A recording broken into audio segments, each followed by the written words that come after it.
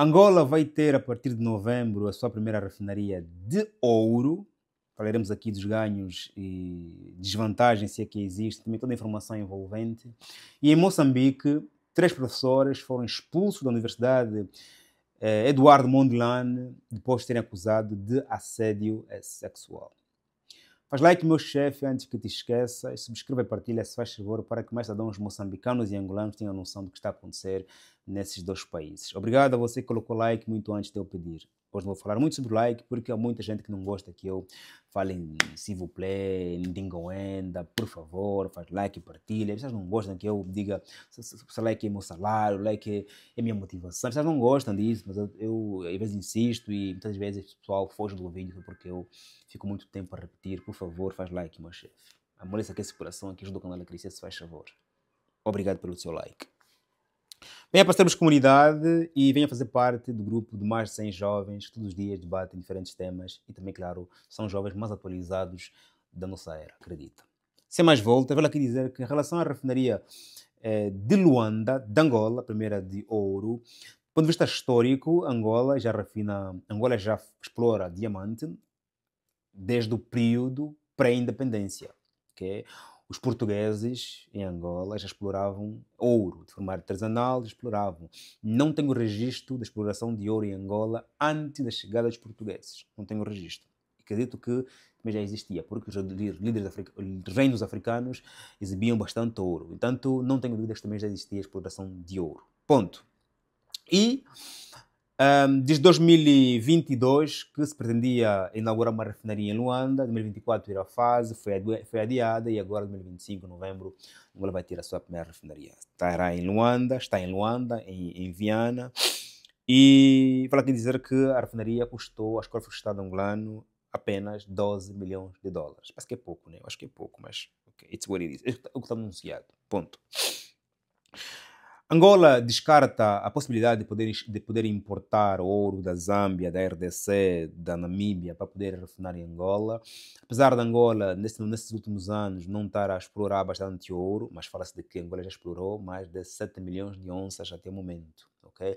Mas apesar de não estar a explorar bastante ouro, okay, a empresa Geo Angola diz que não está ainda, ou seja, não descarta a possibilidade, quer dizer, sim, não descarta a possibilidade de também importar ouro da RDC, da Zâmbia e da Namíbia. Pode também importar, também para poder refinar, ok? Apesar de não haver necessidade, por enquanto, de importar.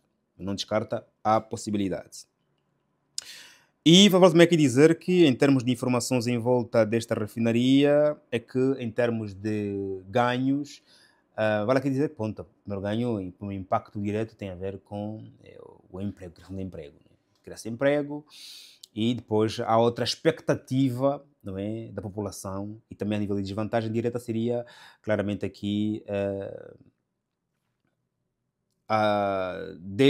o desmatamento, o desalojamento, questões ambientais e também o fim de algumas explorações artesanais, inclusive de algumas cooperativas, ou inclusive o fim de algumas empresas que exploram ouro. Okay? Esses poderão ser os primeiros impactos negativos ou positivos a depender de quem for afetado. Porque eu à distância posso dizer assim, não. Quer dizer, para todos nós angolanos, o desmatamento, o desalojamento ferem o ambiente, ferem os angolanos, ok? Vamos matar 100 árvores para tirar o ouro que está embaixo das árvores e depois nós não sabemos qual é o destino do ouro. Mas todos nós sabemos quais são os benefícios das árvores. Okay? Isso pode ser uma desvantagem porque nós não sabemos qual é o destino do ouro. Okay? Podemos tirar ouro embaixo das árvores, ok, mas esse ouro vai para onde? Vai ser vendido, depois vai para onde? Os lucros vão para onde? Não sabemos, né? Claro. Mas todos nós sabemos o poder, a função das árvores.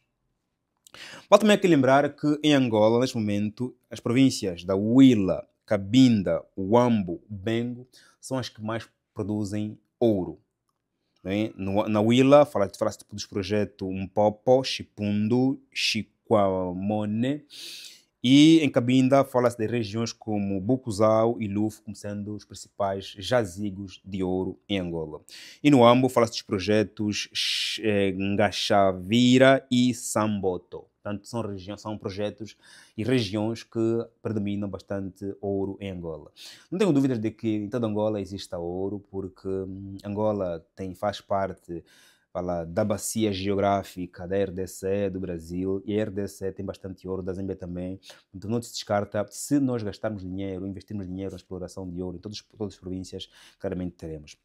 Existem em Angola muitos grupos ilegais a explorarem ouro, ilegal no sentido de que não estão legalizados, não têm autorização para explorar ouro, mas esse ouro também já alimentou muito sangue durante a fase de guerra em Angola. A guerra também durou o que durou, porque recursos naturais angolanos contribuíram bastante para este efeito. Ponto. Porque para algumas forças existirem, precisavam de vender petróleo, diamante, ouro e não só. Portanto, por isso é que, muitas vezes, os nossos recursos naturais chamam-se de diamante de sangue, petróleo de sangue, a maldição dos recursos. Há muitos outros nomes que até, inclusive, já existem em artigos científicos denominando de forma pejorativa os nossos recursos naturais. E faz sentido porque nós temos ainda vivido pouco impacto direto desses recursos naturais. Porque, ora vejamos, se no período pré-independência já havia exploração de ouro em Angola, que não nos pertencia porque eram os portugueses. No período pós-independência também explorávamos ouro, ok? Depois não controlamos porque houve uma desorganização, também em função da guerra, ok? E hoje, disminados os campos, fim da guerra, o Estado angolano recupera a exploração e decide claramente criar uma refinaria. Mas quais são os ganhos, Joaquim? Os ganhos são esperados. Okay? A primeira desvantagem é aquela que é uma certeza, okay? Mas os ganhos são esperados. Nós não temos certeza dos ganhos. Esperamos que os preços no mercado interno sejam mais baratos. Esperamos que surjam mais joalharias. Esperamos que surjam mais investimentos dos angolanos em ouro. Esperemos que, se o Kwanza desvalorizar a ponto de petróleo não mais existir, o ouro possa nos salvar ao indexarmos o Kwanza, o ouro, ao transformarmos o mercado do ouro como sendo um grande substituto do mercado do petróleo, caso nós não consigamos investir em outros serviços, como por exemplo a manufatura e não só. Okay? Esperamos que os lucros do diamante sejam investidos nos setores mais frágeis da economia angolana, como na educação, na saúde, na industrialização, nas tecnologias, na formação de quadros, no combate às pandemias, às endemias, às doenças envergonhadas como sarampo, como cólera, como Marburgo, doenças que já não fazem sentido nenhum existir nos nossos países. Há tempos, meu amigo em Portugal passou mal, teve paludismo e tivemos que suar a camisa para encontrarmos medicamentos para paludismo, porque eles não têm paludismo. E quando encontramos, era muito caro, meu. Porque é muito raro encontrarmos um doente de paludismo. Há um hospital para doenças tropicais lá em Cascais. Na altura estava encerrado. E eu tive que correr à torta e à direita em todas as clínicas, farmácias possíveis, até encontrar um medicamento que não é nem quartem, que nós mesmo usamos para paludismo, não é o que nós usamos, é outro medicamento, mas o farmacêutico disse-me que sim, também era possível para doenças dos africanos. Atenção, doenças dos africanos. Nada contra a doença dos africanos, até porque não existe também doenças dos brancos, isso existe, só que os nomes são muito pejorativos em função da realidade ancestral ou então histórica de cada sociedade. Ponto. Logo, os ganhos são esperados. Okay? Que tenhamos muito mais ouro, mais barato, e que Angola seja aquele país em que os cabo-verdianos, os portugueses venham comprar ouro para poderem vender nos seus países, como nós ontem ou até hoje vamos a Portugal comprar aliança, comprar brinco, porque achamos que o ouro português, o ouro cabo-verdiano é o mais forte, mas quando o próprio ouro vem dos nossos países. Ponto. Entanto, os ganhos são esperados e estamos de parabéns porque toda e qualquer industrialização é bem-vinda. Toda e qualquer industrialização é bem-vinda. Estamos de parabéns. Ponto final para a continuação. E voltaremos aqui para irmos comentando os ganhos deste investimento. Ponto. Em relação a Moçambique, que 3 professores foram expulsos dos 13 acusados desde 2022 a 2025. Fala-se aqui sobre 5 professores que foram afastados, 3 foram expulsos, 2 não foram contratados na Universidade Eduardo Mondlane e outros foram cancelados os processos, colocados em gaveta porque não havia provas para incriminar os professores. Vale aqui dizer que essa questão do assédio sexual nas universidades é um tema que não é recente e o professor é aliciado, o professor alicia com dinheiro, com peito, com tudo mais. ok? E vale aqui lembrarmos, acima de tudo, de que os estudantes universitários são adultos. Têm consciência do que fazem e do que lhes fazem. Conhecem os seus direitos. Portanto, você, professor universitário, fica atento com os sinais. Nem todo o assédio é para você cair. Algumas são armadilhas. A aluna não te suporta, não gosta de ti. Porque estás sempre a levá-la ou por recurso, ou porque estás sempre a colocar matérias difíceis nas provas, porque você ensina uma coisa, na prova leva outra coisa. A aluna não te suporta. Ou então um aluno não te suporta. Usa uma mulher para te colocar na bandeira. Nem todo piscar do olho, senhor professor, é assédio. Fica atento. Os grandes líderes caíram porque caíram na armadilha das mulheres. Ok? E prefira, acima de tudo, aquele assédio de um aluno ou de um aluno que aconteça fora das instituições. Os universitários têm convívios vários.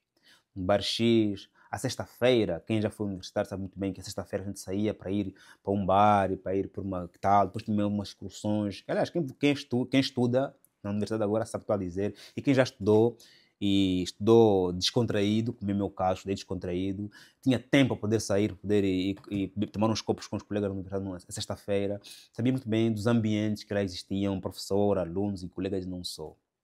Ok? Portanto, o professor que fique atento e que caia na tentação quando acontece fora da universidade. Lá já não é assédio na universidade, é em um outro mundo.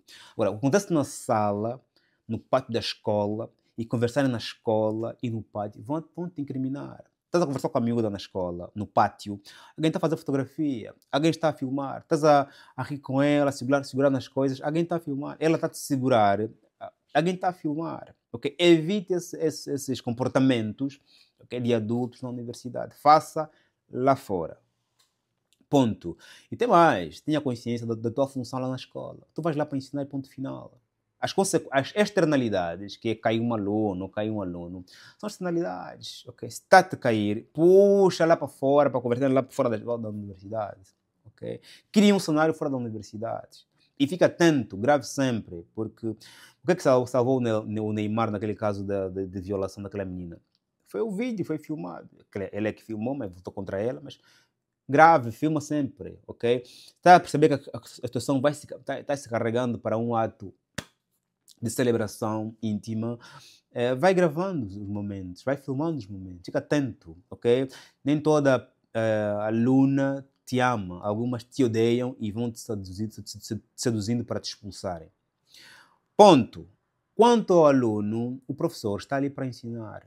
E o professor que te assedia na sala de aulas, você que é mulher, não te quer casar, não te vai casar, só te quer comer.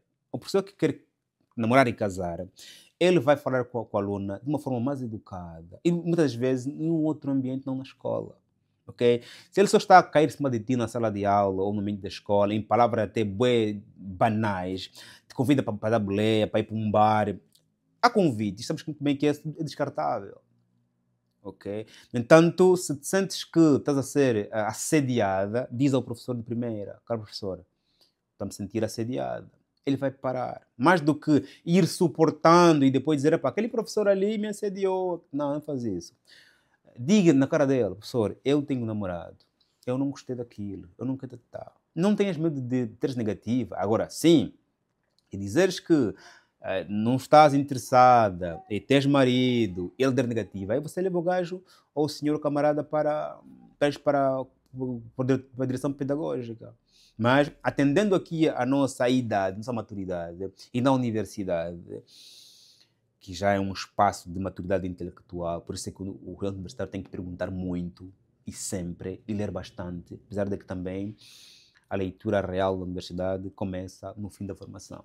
Porque durante a formação você lê aquilo que te dão para ler. Né? A leitura global acontece depois da universidade. Mas diz para primeira, porque esse professor também às vezes está cego pelos sinais que estás a dar. Se calhar você é assim naturalmente, ele está a perceber sinais, e tu vais logo queixá-lo. Ele fica desempregado, a família come no lixo, o filho... Porque o facto de sermos licenciados, mestres, não garante emprego interno. Às vezes aquele emprego ali é a sua única oportunidade. Okay? Pouquíssimos formados intelectuais conseguem por si próprios criar trabalho. É uma natureza que temos que aceitar. Okay? Alguns, perdendo o trabalho, fica ao relento. Tem conhecimento, é formado, não consegue criar, não tem essa veia empreendedora. Okay? Porque esse aqui é um outro conhecimento, é uma outra leveza de empreendedorismo. Razão pela qual grande parte das pessoas que não estudaram criam empresa, depois contratam pessoas que estudaram para os ajudar a manter e a multiplicar o negócio. Alguns só sabem mesmo multiplicar o negócio dos outros, cuidar do negócio dos outros, e outros sabem criar. Sabem criar, mas não sabem controlar, gerir e multiplicar. Okay? Não é que os professores são atrapalhados, nem que as alunas são atrapalhadas, é que a leitura que se faz às vezes é negativa. E cada um tem que estar atento, cuidando do que é seu. O professor cuida da sua profissão, do seu nome, da sua imagem, e a aluna cuida da sua profissão. Agora, se os dois estiverem interessados, façam fora da escola, porque assim os dois vão se proteger. Faz um like, escreva, estamos juntos, até o próximo vídeo. Amém.